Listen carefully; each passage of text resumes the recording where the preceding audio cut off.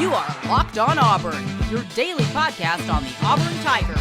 Part of the Locked On Podcast Network, your team every day. Yes, welcome on into a Locked On crossover Iron Bowl edition. Zac Blackerby here with Locked On Auburn, Luke Robinson with Locked On Bama. Happy Iron Bowl week to you and happy Thanksgiving. Happy Iron Bowl week and happy Thanksgiving to you as well, Zach. I just found out we had plans for Thanksgiving and with some neighbors because a lot of family stuff. Turns out one of their children who just got vaccinated has COVID, so they're going to be quarantined. So I think we're going to have, because the grocery stores are empty, some saltines and maybe some canned ham. Okay, cool. Well, I think that's great. I think that's fantastic. So hopefully everyone is healthy and hopefully everyone is okay. This could be a disaster of a show. I'm recording my brother-in-law's kitchen. My wife's dog is running around, will not be quiet. So this may be a disaster of a show. We'll see. We'll see. There's a stormtrooper behind you. I don't want to alert you to anything. How cool is that? How cool is that? It's pretty cool. It's my brother-in-law's. It wasn't another room. And I'm like, no, we're moving that behind me for when we record. That's definitely happening. So the Iron Bowl Saturday, I've been covering this game all week, Luke, through the lens of like what has to happen and what has to go perfect for Auburn to win this game. And the answer is, I think, somehow stopping Bryce Young's passing attack. I think that's the answer. Now, does Auburn have the roster to do it and the coaches to do it? I don't know. I don't know the answer to that. But would you say that's like worst case scenario for Alabama is Auburn stops that?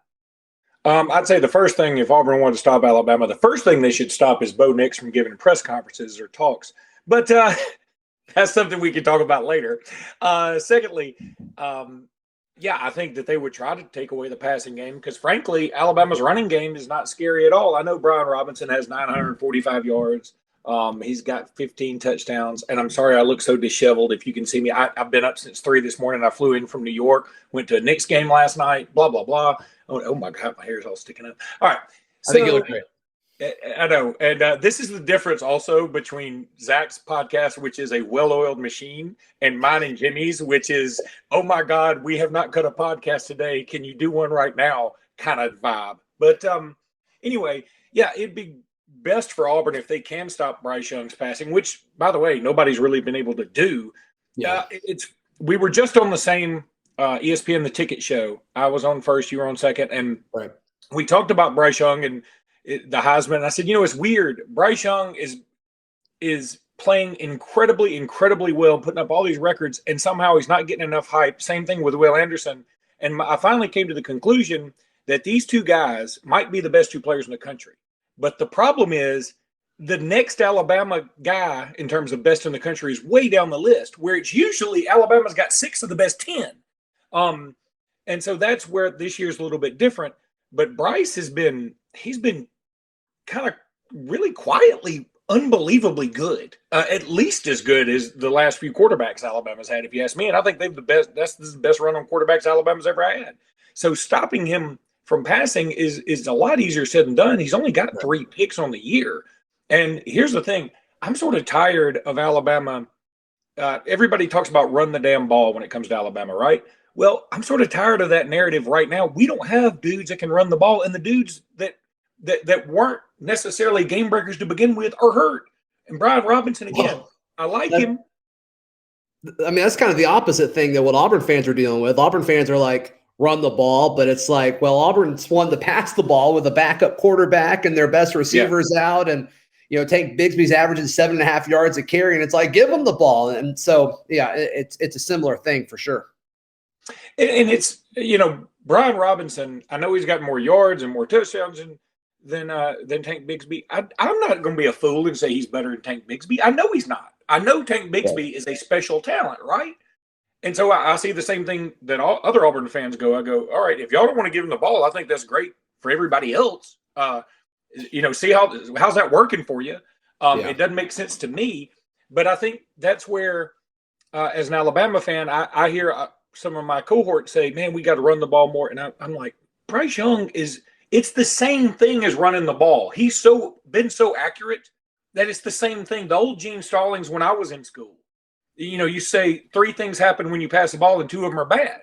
Well, that doesn't work anymore. I mean, now there's several things that can happen, and most of them are good as long as Bryce Young's your quarterback.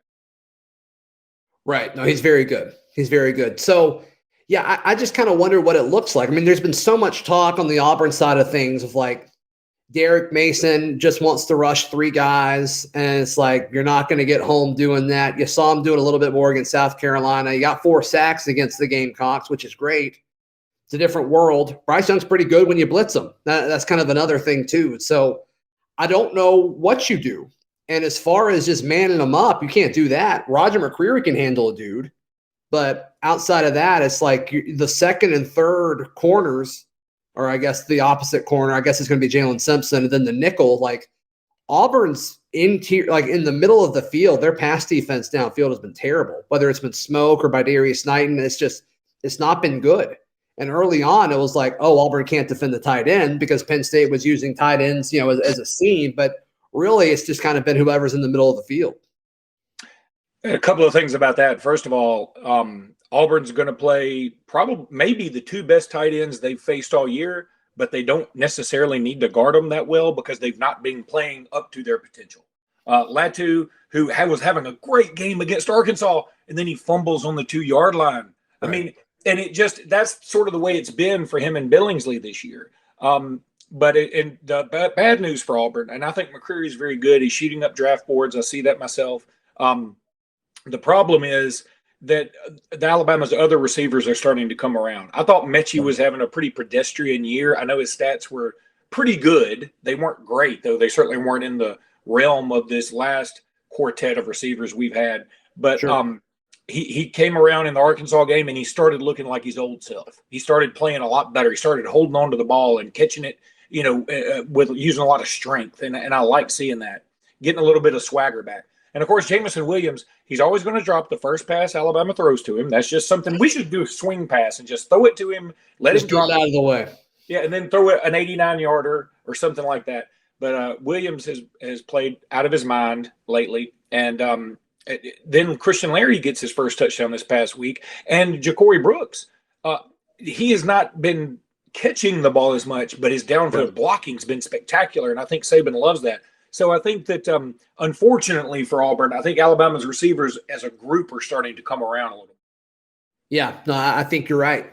And Luke, if you're an Auburn fan or an Alabama fan listening to this and you feel really good about the receivers one way or the other, you need to put your money where your mouth is with Prize Picks, prizepicks.com. Prize Picks is daily fantasy made easy. I know you and Jimmy have been talking about this with Locked On Bama. We've been talking about it with Locked On Auburn. This is a really fun thing to do. Prize Picks is a leader in daily college sports, daily fantasy. And the season's almost over, Luke. So jump into it. And then obviously they have basketball as well, then NFL and NBA and MLB and all that good stuff. But yeah, be sure to check that out. Prizepicks.com. Use promo code Locked On, and you'll get 100% instant deposit match of up to $100. Just use that promo code Locked On. Prizepicks.com or search your app store for Prize Picks. Prize Picks is daily fantasy made easy. Luke, you mentioned the Bo Nix.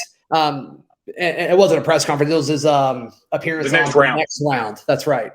I haven't talked about this yet this week. So the gist of it is he was asked about the Alabama-Arkansas game, and he said that Alabama gets different calls than everybody else. And then they gave him a chance to kind of change his stance on it. He doubled down, and props to him for doubling down. If you got an opinion, stick with it. But he's got a lot of crap for that.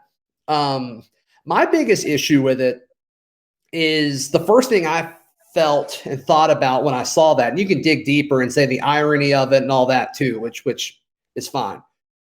But I just kind of took it away as like, okay, Auburn fans have been saying that my whole life. That's just something that they say. And to me, it just felt like a fan saying that. And it's like, oh, Bo Nix is just an Auburn fan. He's a lifelong Auburn fan saying it. But yeah, this upset a lot of people. And I think it should have. I think it was pretty classless, frankly. I don't know how anybody could take it any other way. You're essentially saying that there's a conspiracy to always make Alabama better when, frankly, I'm going to tell you, as a guy who's lived through some pretty terrible Alabama seasons, that ain't the case. And here's the other thing. If that were true, Bo, why on earth did Alabama lose to Texas A&M despite they outpassed them, they outran them, the more yardage, more everything except Texas A&M won. And why was Malachi Moore ejected on a very shady targeting call? And I know Auburn fans know about shady targeting calls. And that's the catch to me. I'm fine with anybody saying, hey, we need more out of our officials right now. I'm fine with anybody saying that. Yeah. And I'm fine with even saying, Alabama got a break on this call or that call. But I think Alabama fans could come back and say, well, we didn't get a break on this call and this call. And I think everybody can sort of even it out. And I do find it ironic that Bo spiked the ball backwards. He fumbled it and then spiked it backwards, by the way, and didn't get really that didn't affect him. You could make the case that the ball hit the Auburn player in the Ole Miss game last year. I mean, you can go down the list of I can't tell you how many times I saw illegal men downfield when Malzahn was doing his thing when the offense was humming. So again, but I always found that to be such a real cheap way out. And in the Big 12, they just disciplined I think it was the Oklahoma State radio crew. And I go back to, I want to say it was even Rod Bramlett in 2015 with Stan White. And look, I can live with Stan White doing it because he's been doing it so long. He's complained about calls for so long now that I think it's just like, boy, if Stan White's not complaining about somebody else holding, and I'm talking about every game, it's like, are we listening to the right game? So it's sort of become part of the shtick.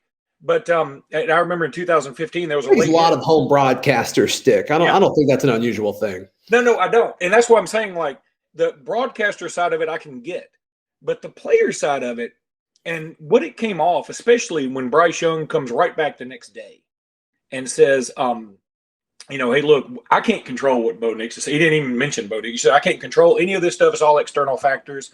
Next question.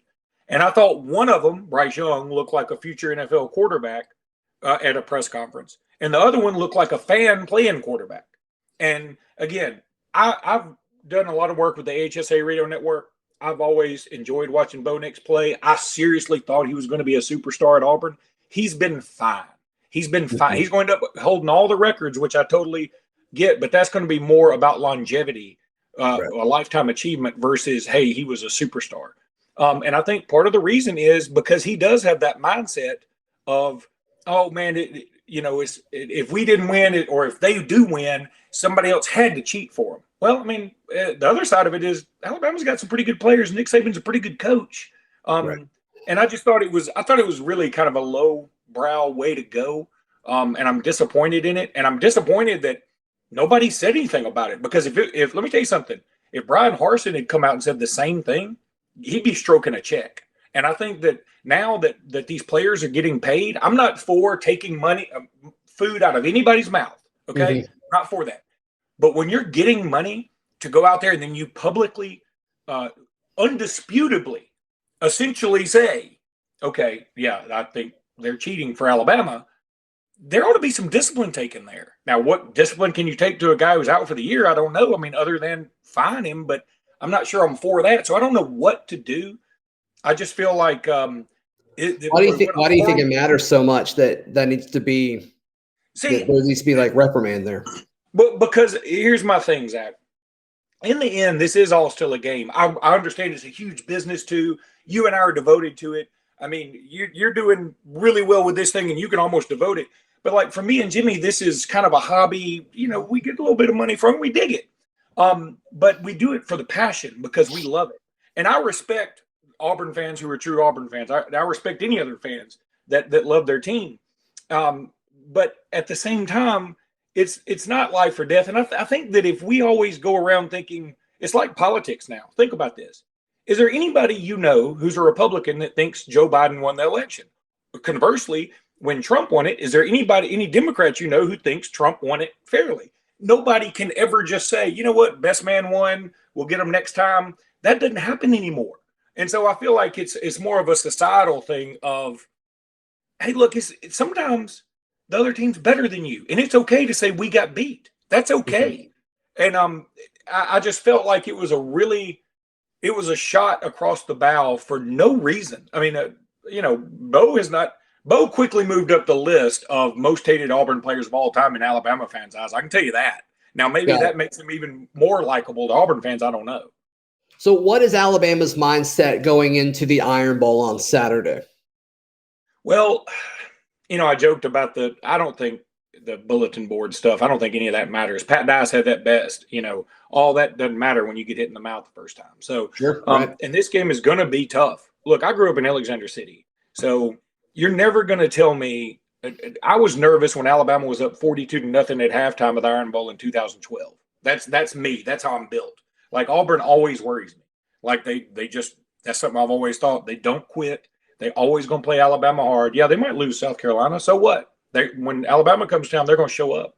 So I think the mindset of the Alabama team is, boy, let me tell you what I hope it is. I hope it is they taking this very seriously. I hope they're not looking forward to Georgia. I mean, I'm not at practice every day, so I can't say that. But I'm concerned because I really thought this Alabama team's mindset would be different when they played LSU and they kind of stunk it up. Then I thought it'd be different when they took on Arkansas and they were okay, but offensively, but there were some things that certainly needed some work.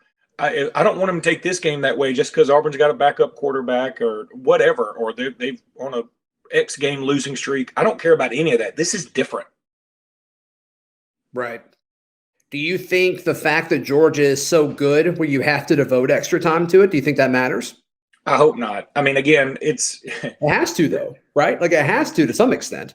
Yeah, Georgia is really good. Okay. This has to be – I'm sorry to cut you off, Luke, because I asked you a question, but this has to be the first time Saban has felt, oh, I'm about to play somebody in the SEC championship that has a better team than me.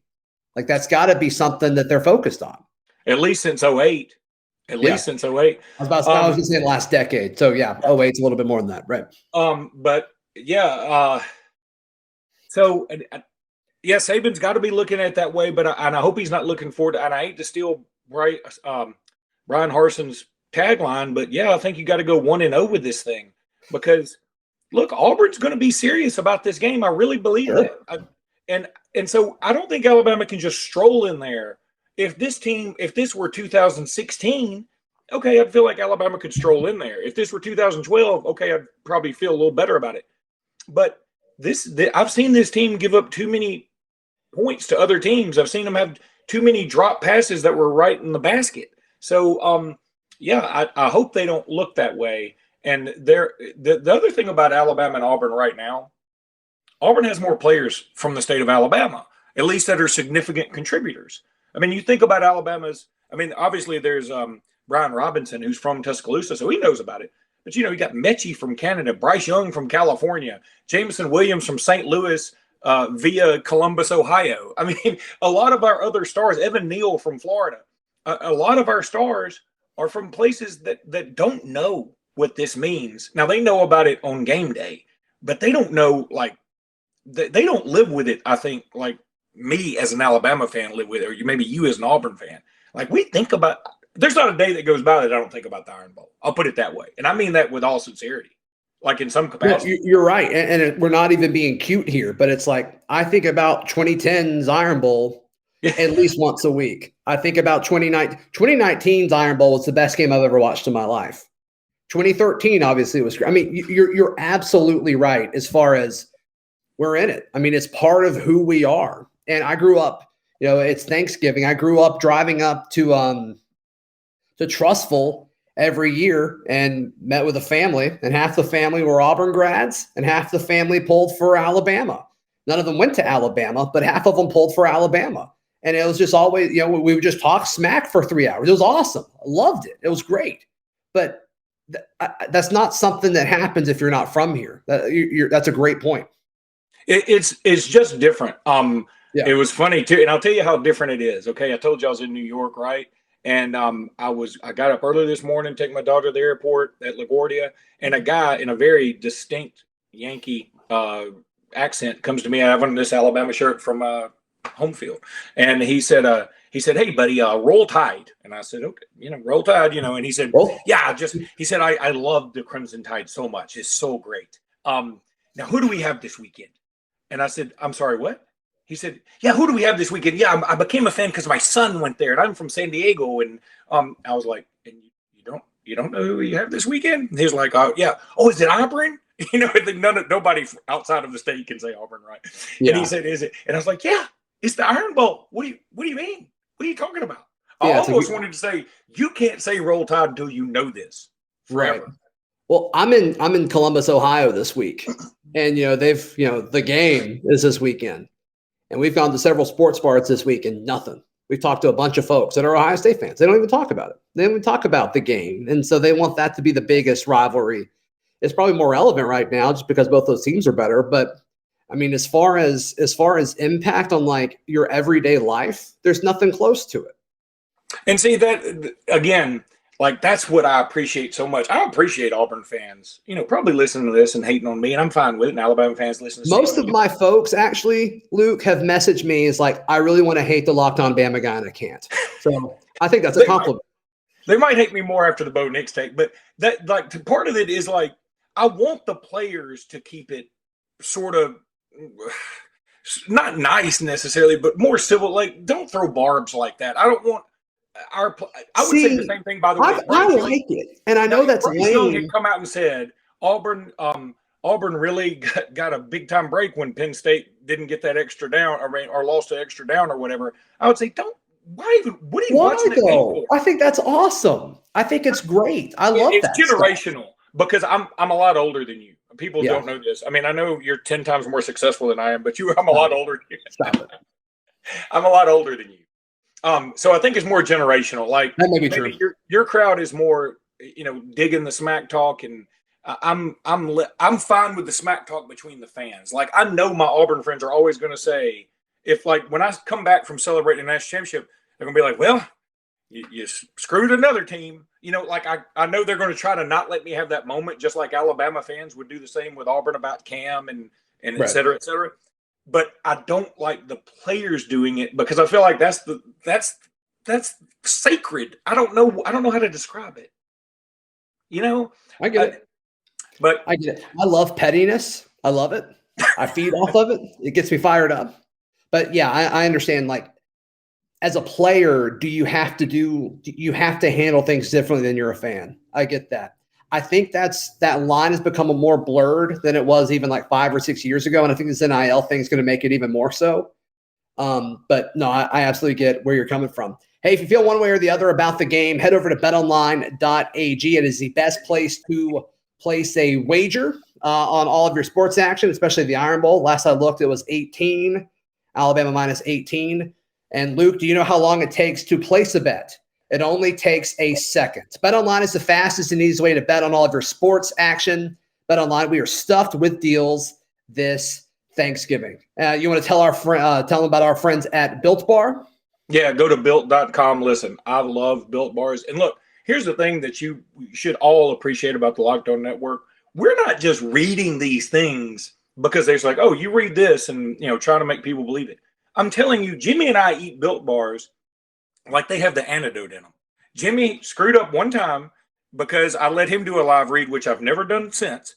But of course, Built Bars are good for a keto diet. He said they were good for a keto diet. That's when your murderous friend you sleep on your murderous friend's couch and try to lose weight that way. That's not the same thing, but they are good for a keto or a keto diet.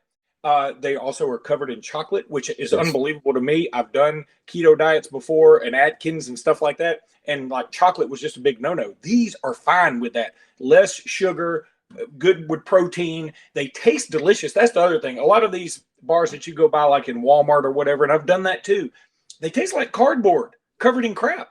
Built Bar is awesome. Go to built.com. You will love it. Use promo code Locked On.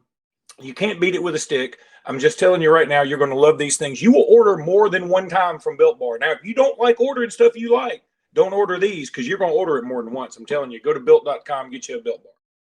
Absolutely. Luke, what kind of prediction are you thinking for Saturday? By the way, this is my least favorite game ever to predict every year. It's my least favorite because I want so badly to pick against Alabama because that way I feel like it'll hurt less, which it never does. Now, I'm going to say Alabama wins. I'm going to say Alabama wins by 14. Now, I think it'll be something around 42-28. I will also go out on a limb, if you want me to make other predictions, say Auburn will score in a very unconventional way. If it's a flea flicker, if it's a punt return, if it's a kickoff return, an interception return, they will score at least one touchdown unconventionally. So I'm glad you bring that up, because something that was a big talking point when Bryan Harsin was hired at Auburn was, he's not afraid to call a fun trick play kind of thing. We haven't really seen that. They tried to do it against Penn State, and Kobe just dropped the ball. It was a total fluke because I think he had space to run with it on that reverse, but we haven't really seen that yet. And so maybe there's some stuff that they've got ready to go. A&M, they tried it. Remember? It was like a double pitch back, but I mean. That's fair. That worked. Yeah, I'll tell you something. See, I'm not sure if Flea Flicker does great with Bo as much. He's got such happy feet, and he wants to, he wants to be a part of the action so much. I mean, I feel like he gets going too much. A Flea Flicker would be good with TJ Finley because he's back there. You think, okay, as a defense, you look at, okay, well, he's handed it off. He's not doing anything else. Or a throwback to TJ Finley. Who in God's name would suspect that's coming? So, and Alabama has been susceptible to fake punts, a fake field goal just in the last couple of games. I mean, they gave up a fake punt to Arkansas. It was a great catch, and they gave up a fake punt to LSU.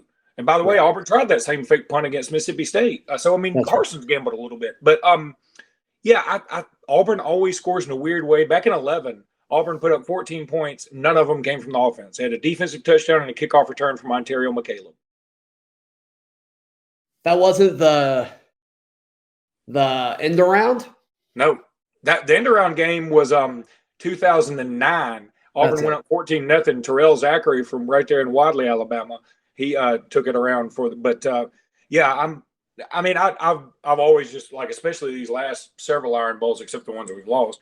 I've gone back and watched them over and over again, and I remember thinking, God, that is so weird that Auburn, had Gus Malzahn as an offensive coordinator, and they didn't score an offensive touchdown, but put up 14 points. That's weird. Did they score a weird one in 13? What happened there? It was an oddball. I can't really remember what happened. It's not very memorable.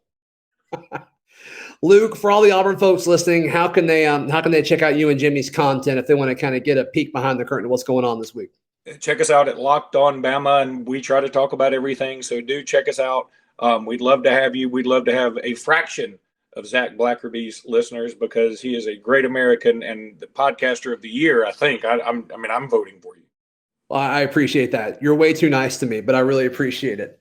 And for all the Auburn folks listening, be sure to check out Luke. And for the Bama folks listening, be sure to check out Locked On Auburn wherever you get your podcast. I'm on Twitter at Zac Blackerby. Luke, thanks so much for chatting for a few minutes, brother. Have a very happy Thanksgiving and enjoy the Iron Bowl, but not too much.